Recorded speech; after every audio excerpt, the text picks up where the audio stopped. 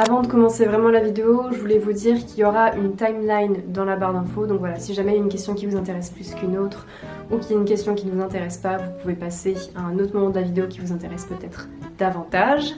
Donc voilà, il y aura ça dans la barre d'infos. Et aussi si jamais vous voulez, enfin si jamais vous aidez... Si jamais vous aimez ce que j'aime et que vous voulez m'apporter votre soutien, ce serait super cool si vous pouviez vous abonner à ma chaîne YouTube, à activer les notifications, à cliquer sur j'aime, à m'écrire un petit message, un petit commentaire ou à partager ce que je fais auprès de vos proches ou de votre communauté. Ça m'aiderait énormément et déjà je vous remercie pour votre aide et votre soutien. Et voilà, on va passer ce moment ensemble. Ce sera pas du tout organisé, je vais juste regarder les questions que vous m'avez posées sur Instagram et je vais y répondre. Donc voilà, vraiment, on ne se prend pas la tête, on se relaxe. Et voilà, ce sera organisé dans la timeline, mais sinon, je vais faire à la bonne franquette pour cette vidéo. Voilà. Aujourd'hui, on va faire une vidéo où on va discuter un petit peu, une vidéo voilà, posée, une vidéo chill.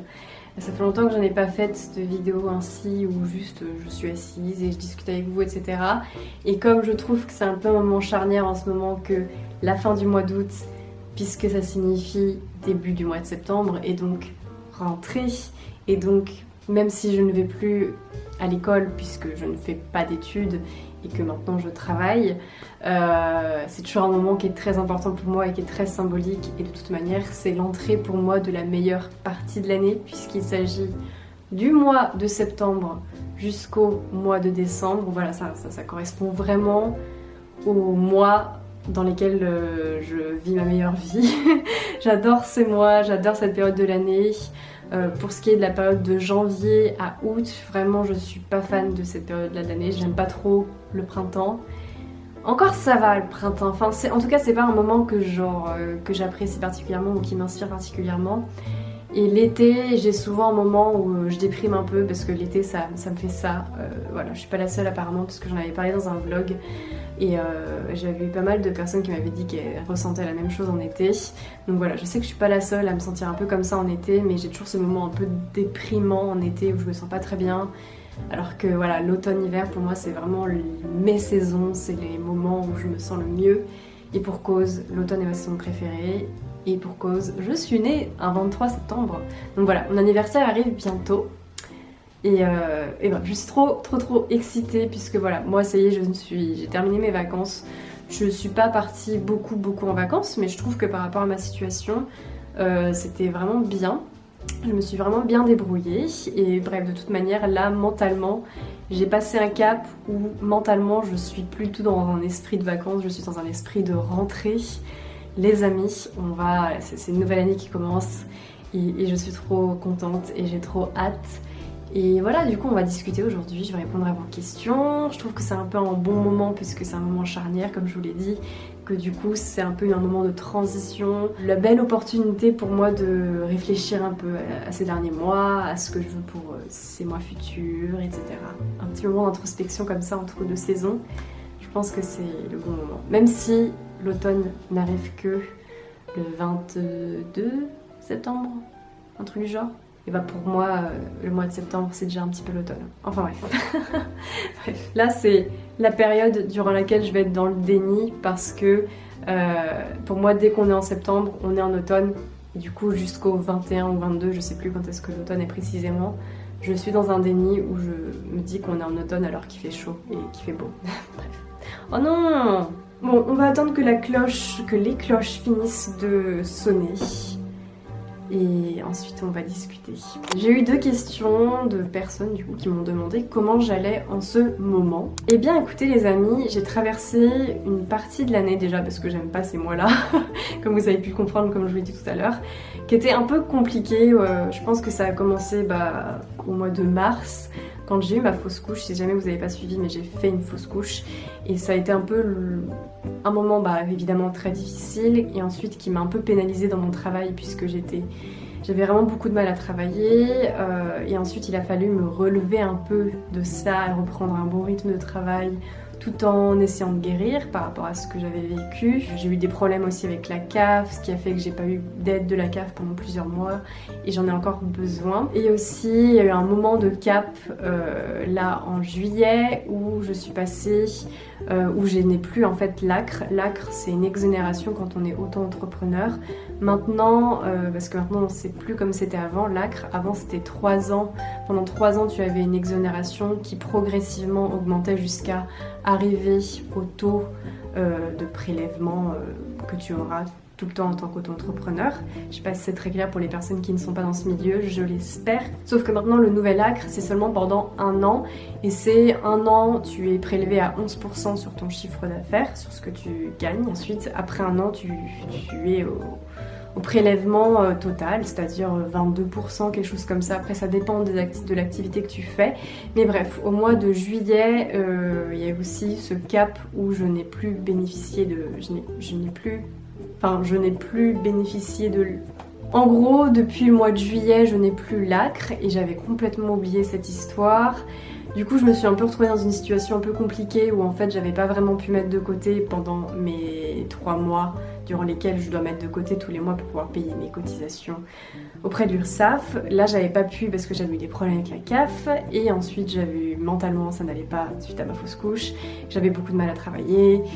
Et du coup, je me suis retrouvée dans ce truc où je commençais à aller mieux, à retrouver vraiment une impulsion créative vraiment bien. Je commençais vraiment à me retrouver au mois de juin. J'ai sorti une nouvelle collection que j'adorais et que j'adore encore aujourd'hui. Et j'étais vraiment trop contente de ça. Et voilà, je commençais à me remettre sur pied, etc.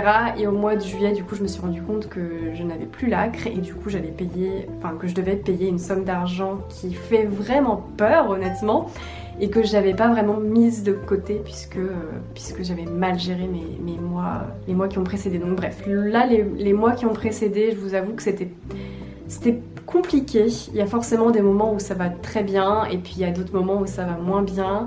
Et quand la vie personnelle comme ça se mêle à la vie professionnelle, c'est un peu compliqué aussi puisqu'évidemment ce que j'ai vécu personnellement dans ma vie, ça a vraiment eu un impact sur ma vie professionnelle et du coup ça a fait que ça a été un peu compliqué du coup suite à ça financièrement et aussi j'étais fatiguée et aussi voilà, c'était un début d'année vraiment compliqué, mais je vais pas pour autant dire que je n'ai pas été heureuse parce que j'ai fait des vidéos et tout où j'étais hyper heureuse et où ça allait et où je prenais vraiment du plaisir à reprendre le travail et tout. Je dirais qu'à partir du mois de juin en fait c'est là où vraiment j'ai commencé à aller vraiment mieux.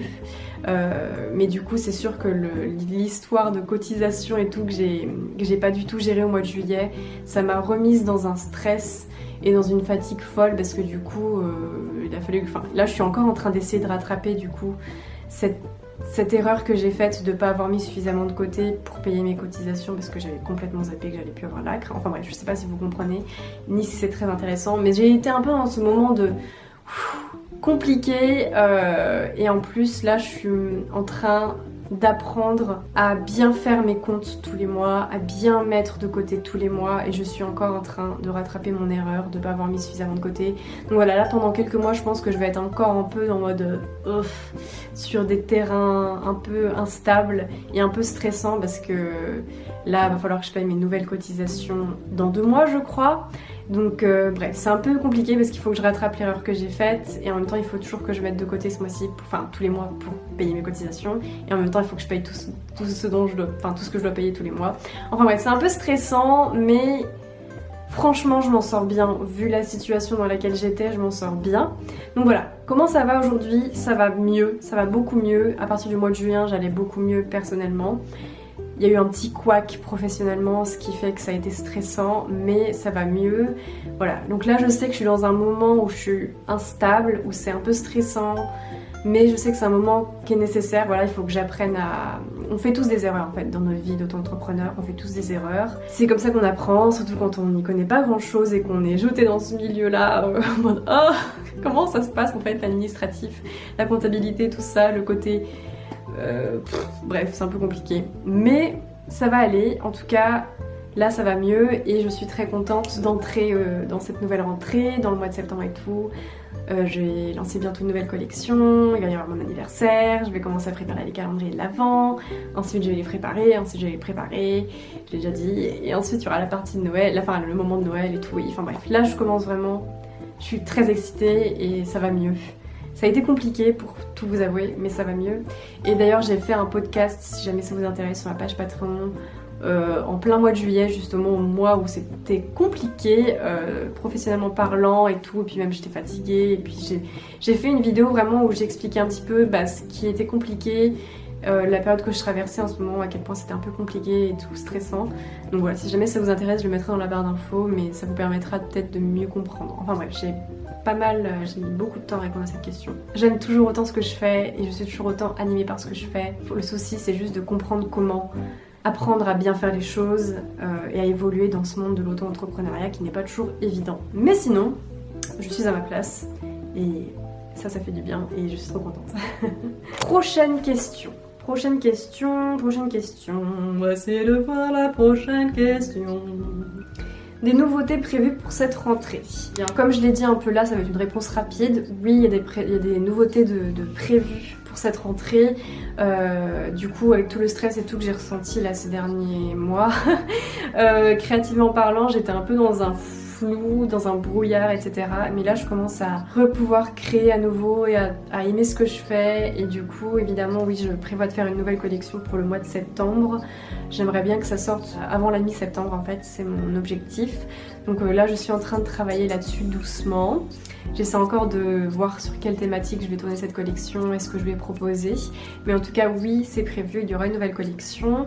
Et ensuite, les autres projets qu'il y aura pour les prochains mois, ça va être la préparation des calendriers de l'Avent. Donc là, il va falloir que je prépare toutes mes idées, que je prépare toutes mes créations. Pour fin octobre, ce serait bien, enfin même mi-octobre, j'aimerais bien sortir mon calendrier de l'Avent mi-octobre au plus tard. Donc voilà, il va falloir que je fasse tout ça au mois de septembre et au début du mois d'octobre, préparer toutes mes créations et tout, concocter un beau calendrier de l'Avent et ça va être un sacré travail, donc voilà, c'est ça qui est prévu et c'est très excitant et un peu stressant, mais c'est très excitant. J'ai trop hâte de me mettre dans ce mood.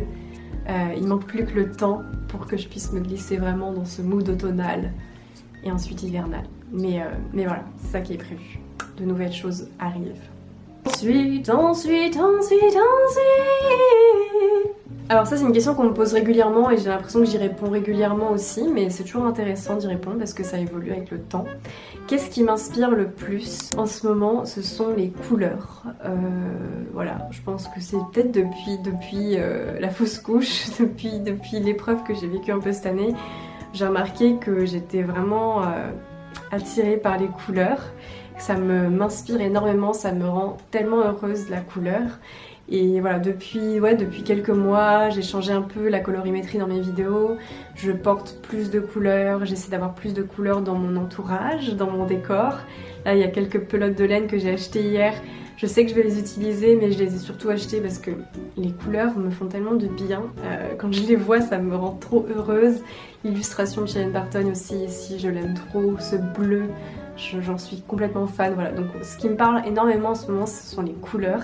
Et ça a été un shift hyper important dans mon art et dans ce que je créais, puisqu'avant c'était vraiment des tons un peu neutres, un peu fades et plutôt chauds. Et ensuite, depuis quelques mois, là, j'ai vraiment bousculé dans de la couleur à fond. Et pour cause, c'est quelque chose qui m'inspire énormément et dont j'ai vraiment besoin dans ma vie.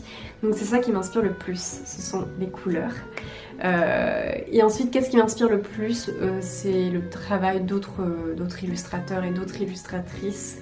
Voilà, je vais souvent sur Pinterest à la recherche de nouveaux artistes que je ne connais pas encore. Et Pinterest, c'est vraiment un réseau qui est hyper intéressant pour ça, pour découvrir de nouveaux comptes, en fait, de nouveaux univers créatifs. Et moi, ça m'inspire énormément. Donc voilà, ce qui m'inspire le plus dans mon travail, ce sont les couleurs et le travail d'autres artistes, tout simplement. C'est ça majoritairement. Après, il y a la musique, après, il y a ce que je vois dans ma vie, quand je vais dehors, quand je suis chez moi, ce que je vis, etc. Ça m'inspire aussi, mais principalement, ce sont les couleurs et le travail d'autres artistes que j'aime vraiment beaucoup. Voilà. Une question un peu qui n'est pas directement liée au côté professionnel, mais on s'en fout. Penses-tu parfois à déménager en province? Alors la réponse est oui. très fréquemment. Avec mon copain, on sait pas encore trop où est-ce qu'on va finir. Pour l'instant, on est à Paris, mais voilà, on sait pas du tout si ça va rester ainsi. J'aime vraiment Paris, et en même temps, il y a des choses que j'aime moins. Mais aujourd'hui, je suis dans un cadre, enfin, là où j'habite aujourd'hui, c'est vraiment pour moi une bulle, parce que je me suis toujours dit, si je vis à Paris, il faut vraiment que je vive dans un endroit calme, dans un endroit qui est quand même relativement grand, enfin pas trop petit en fait. Et le problème, c'est qu'à Paris, les loyers sont hyper chers, donc c'est hyper compliqué d'avoir un espace de vie qui est suffisamment grand pour plusieurs personnes. Mais là, aujourd'hui, on a vraiment un bel espace de vie pour nous deux, qui est hyper bien situé. Enfin, moi, je trouve ça idéal. On est vraiment à l'abri et un peu à l'écart et au calme, dans un beau cadre. Et je suis trop reconnaissante d'avoir cet appartement et de vivre là où je vis, en sachant que je suis dans la région parisienne ou à Paris. J'ai vraiment de la chance et voilà, du coup je me suis toujours dit, si jamais je vis à Paris, parce que c'est vrai que j'aime beaucoup Paris, la vie, la culture, c'est tellement riche et en même temps d'un quartier à l'autre c'est vachement différent aussi, et il y a des choses que j'aime pas trop non plus. Donc voilà, je sais que si je continue de vivre à Paris, il faudrait vraiment que j'en ai les moyens, il faudrait vraiment que je puisse avoir un espace de vie qui le permette, parce que je ne veux pas être trop étouffée ou trop ennuyée par les bruits environnants ou l'activité trop dynamique d'une telle ville. Mais oui, sinon je pense, on réfléchit évidemment à vivre ailleurs. On ne sait pas encore où est-ce qu'on sera amené à vivre, mais c'est une vraie question. On vivra probablement pas ici toute notre vie. Moi j'aime beaucoup, ouais, ça m'attirerait bien de déménager ailleurs en France. Mais toujours dans une ville, je pense. Je pense que j'aime vraiment la ville, peut-être moins grand que Paris, mais j'aime vraiment beaucoup quand même cet aspect de dynamique, attractif, culturel de la ville. Je trouve ça très riche et je trouve que ça ouvre vraiment aussi l'ouverture d'esprit. Et voilà. Donc à voir, on verra où est-ce que la vie nous amène. Mais oui, c'est tout à fait une possibilité et quelque chose qui va probablement arriver, que de vivre ailleurs qu'à Paris, en province. En France, on verra bien où est-ce qu'on sera amené à vivre. En tout cas, c'est tout à fait possible. Ah oui, alors on m'a demandé si j'avais fait une école d'art. La réponse est non. Du coup, je vais essayer de rapatrier cette question et une autre question qui est une question où on me demandait quel est mon parcours. Voilà, donc je vais rapatrier ces deux questions. Alors, quel est mon parcours? Puisque je n'ai pas fait d'école d'art, je me suis lancée en tant que freelance il y a 1 an et demi maintenant, et je me suis lancée vraiment dans le vide. Je suis partie de rien, complètement de rien, parce que j'ai pas fait d'études artistiques, j'ai pas fait d'école d'art ou quoi que ce soit. J'ai même pas un bac +2. Donc voilà, je suis vraiment partie de rien. Et du coup, je vais vous faire un peu mon parcours pour les personnes qui ne le connaisseraient pas. Parce que je l'ai mentionné plusieurs fois dans le passé, mais c'est vrai qu'il y a de nouvelles têtes par ici. Donc bref, d'où je viens. J'ai grandi en Bretagne et j'ai fait une voie ES, économique et sociale, au lycée. Ensuite, ce que je voulais pour après la terminale, c'était d'aller dans une prépa. Je voulais une prépa BL, donc économique et sociale et littéraire, un truc du genre. Et finalement, j'ai été prise en prépa littéraire, donc prépa AL. J'ai été prise en Hippocagne à Paris, donc ça a été un moment hyper charnière de ma vie parce que je pensais jamais que mes parents pourraient se le permettre que de me faire vivre à Paris. Et moi, je pensais pas que j'allais y aller un jour, mais j'ai eu la chance d'être acceptée en internat. Et du coup c'était parfait. Du coup mes parents ont pu se le permettre, ont pu me permettre d'aller faire mes études ici à Paris. C'était une prépa théâtrale, donc prépa littéraire, et il y avait une option théâtre. Et du coup j'ai été prise là-bas et c'était une superbe année, l'Hippocagne, j'ai trouvé ça incroyable. J'ai appris énormément de choses, j'ai fait de super belles rencontres. Donc voilà, j'étais en prépa littéraire, j'ai fait option théâtre et j'étais très attirée du coup depuis en fait ça a été une ouverture d'esprit incroyable ce moment où je suis atterrie en Hippocagne, en prépa littéraire, parce que j'ai l'impression d'avoir découvert tout un monde culturel et artistique que je ne connaissais pas avant. J'avais déjà essayé de dessiner, d'écrire, etc. dans le passé, pendant mon enfance et mon adolescence, mais j'ai l'impression que j'étais juste nulle. Enfin, je me disais que j'étais nulle et que j'arrivais à rien et que c'était pas pour moi. Moi, je m'étais toujours vue faire plein d'études. Par contre, je ne savais pas ce que je voulais faire de ma vie, mais je savais que je pensais que j'allais faire plein d'études. J'étais plutôt scolaire et voilà. Mais grâce à mon expérience en prépa littéraire, j'ai découvert vraiment un monde artistique qui m'a touchée, émue et donné envie de faire de même, de moi-même faire de l'art, même si au moment où je me disais ça, je me disais mais je ne sais pas faire, enfin il y a rien d'artistique que je ne sache faire en fait, je ne sais pas faire de l'art, je ne sais pas dessiner, je ne sais pas écrire, je pourrais chanter mais il faudrait que je prenne des cours, je pourrais faire du théâtre mais pareil il faudrait que je fasse des cours, etc. Bref, je me suis dit je suis pas une artiste alors que j'étais vraiment entourée de personnes qui étaient vraiment pour moi des artistes, ils étaient tous incroyables, toutes les personnes que j'ai rencontrées en prépa étaient incroyables, extrêmement riches. Et je me disais mais qu'est-ce que je fous là moi? Enfin bref, l'année de Cagnes est arrivée, donc c'est la deuxième année en prépa littéraire puisqu'il y a 2 ans. Sauf que l'année de Cagnes, je me suis pas sentie bien du tout pendant cette année, enfin c'est quelques mois puisqu'ensuite je suis partie. Pour cause, j'avais des amis qui étaient partis de la prépa, c'était plus du tout la même dynamique. J'étais quand même très entraînée par ce côté social dans lequel j'avais baigné pendant une année en Hippocagne. Les profs n'étaient plus les mêmes et j'avais vraiment noué aussi un vrai attachement à mes professeurs. Et au-delà de ça, la deuxième année de prépa littéraire, elle est très axée sur le concours. Et moi, en fait, ce concours, enfin, je me disais, mais c'est pas mon objectif, en fait, de passer l'ENS. Je me suis jamais dit que c'était ce que je voulais faire, je sais pas en fait si jamais c'est ça que je veux faire, ça m'intéresse pas trop.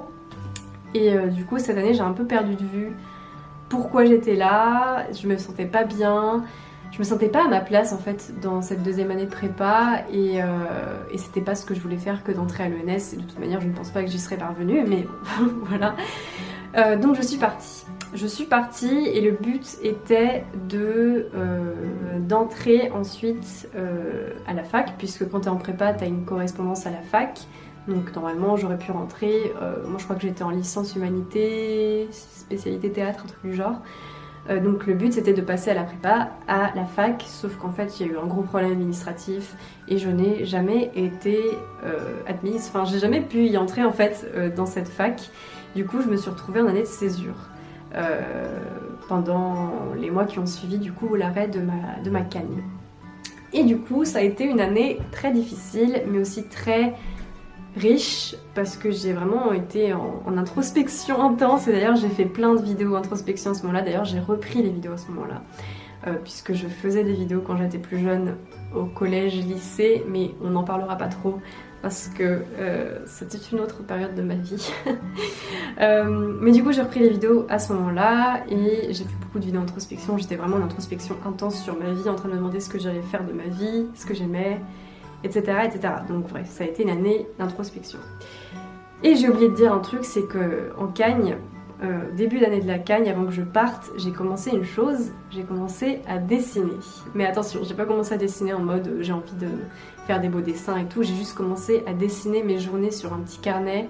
Je faisais ça le soir, ou finalement j'ai fini par le faire en plein cours parce que j'en avais ras le cul des cours. Donc bref, je passais ma journée à dessiner sur mon carnet mes journées, ce qui se passait, les anecdotes, etc. etc. Et c'était vraiment des dessins très minimalistes et très ridicules, mais c'est à ce moment-là que j'ai commencé à dessiner. Sinon avant j'avais jamais vraiment dessiné dans ma vie et ce que je faisais à ce moment-là en Cagne c'était pas incroyable. Mais j'ai commencé à dessiner à ce moment-là et j'étais trop contente d'avoir cette petite activité tous les jours, de dessiner dans mon carnet, de raconter mes journées et tout. Donc voilà, c'est comme ça que ça a commencé. Et ensuite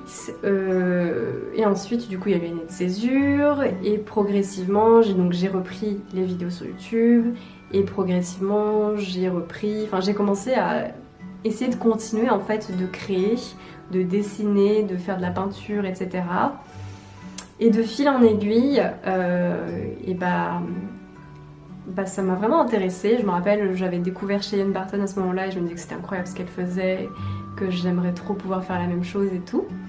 Enfin bref, le mois de septembre qui a suivi, je suis rentrée en licence de psychologie et en parallèle, j'ai commencé à travailler comme ouvreuse à l'Opéra de Paris puisque j'avais eu cette opportunité-là d'y travailler et j'avais été acceptée suite à un entretien.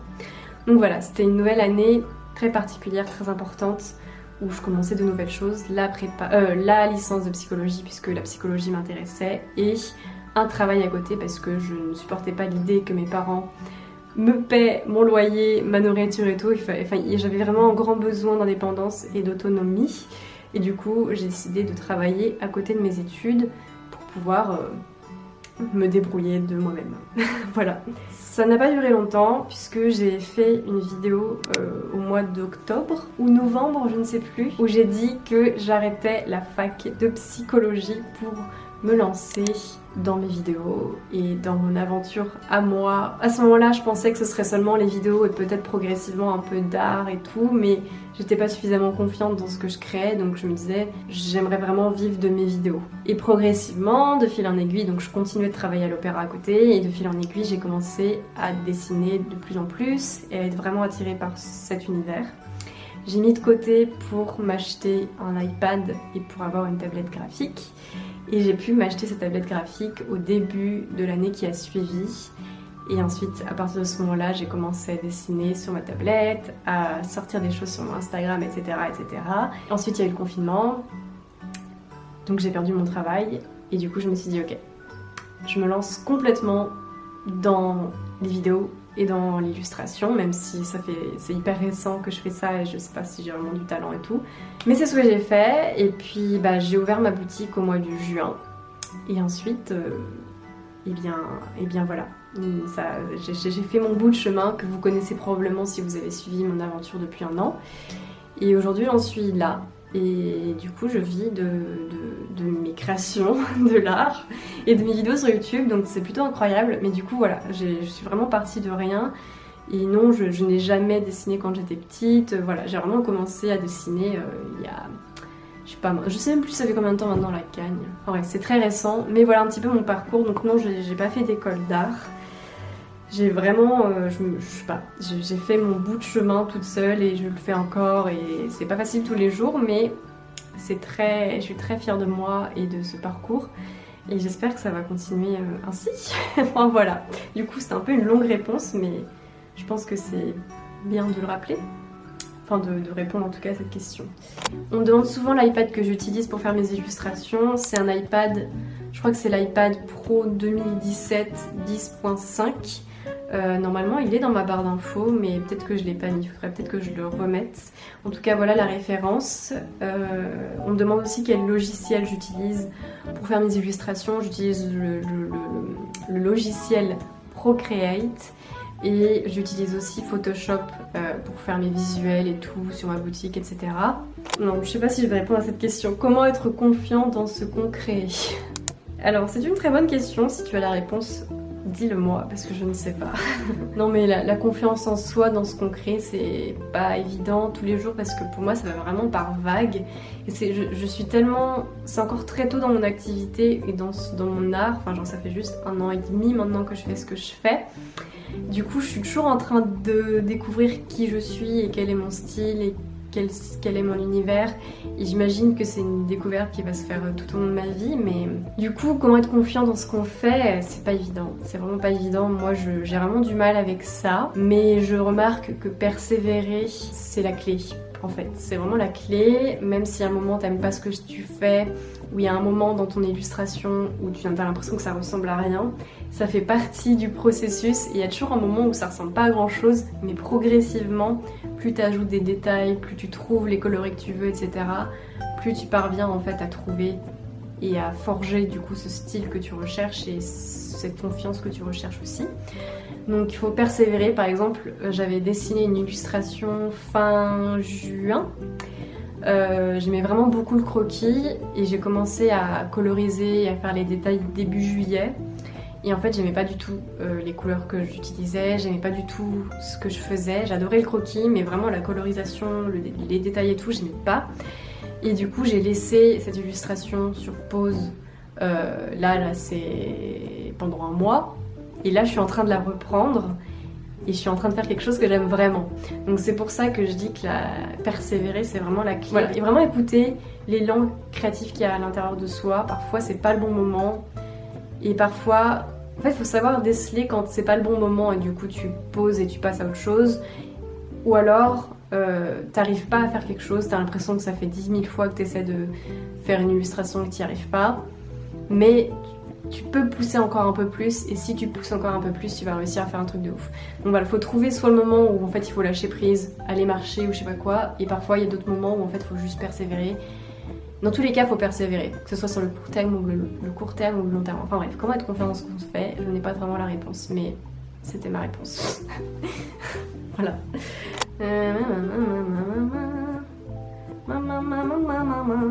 Est-il possible que tu fasses un jour des illustrations cuisine avec des recettes? C'est marrant parce que c'est un projet que ma belle famille, enfin mes beaux-parents me parlent souvent, dont mon petit me parle souvent, j'ai du mal à parler. J'aimerais bien illustrer des recettes et c'est ce que j'ai commencé à faire le mois dernier. J'ai fait une illustration de crêpes, une illustration recette de crêpes pour mes Patreons, pour l'enveloppe Patreon du mois de juillet. J'ai vraiment beaucoup aimé la faire et du coup oui c'est quelque chose que j'aimerais faire progressivement. Après de là à faire un livre de recettes, peut-être pas, c'est pas ma priorité, mais si jamais il y a des recettes que vous aimeriez que j'illustre, n'hésitez pas à me les partager sur Instagram. Et peut-être que ça me donnera des idées.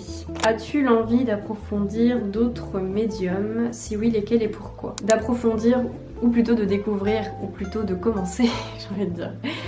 Oui, je suis très attirée par de toute manière tout ce qui est créatif. Ce qui est manuel et créatif, c'est quelque chose que j'aime beaucoup.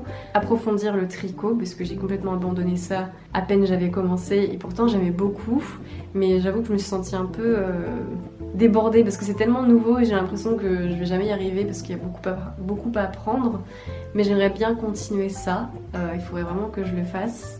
J'aimerais beaucoup tenter un jour la linogravure. J'ai été tentée d'en acheter un kit de linogravure hier, mais je me suis dit que j'achèterais quand je me sentirais prête.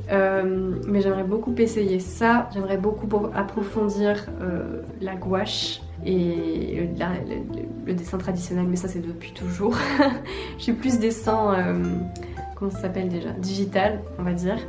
J'aimerais beaucoup, sinon qu'est-ce que j'aimerais faire? J'aimerais beaucoup essayer le punch needle, là, le truc où c'était un peu à la mode ces derniers temps, le punch needling, je sais pas si c'est comme ça qu'on dit. Je sais pas, genre Paloma de Peach, elle en faisait et tout récemment, et ça a été un peu, comme je dis, à la mode, et ça m'a donné envie.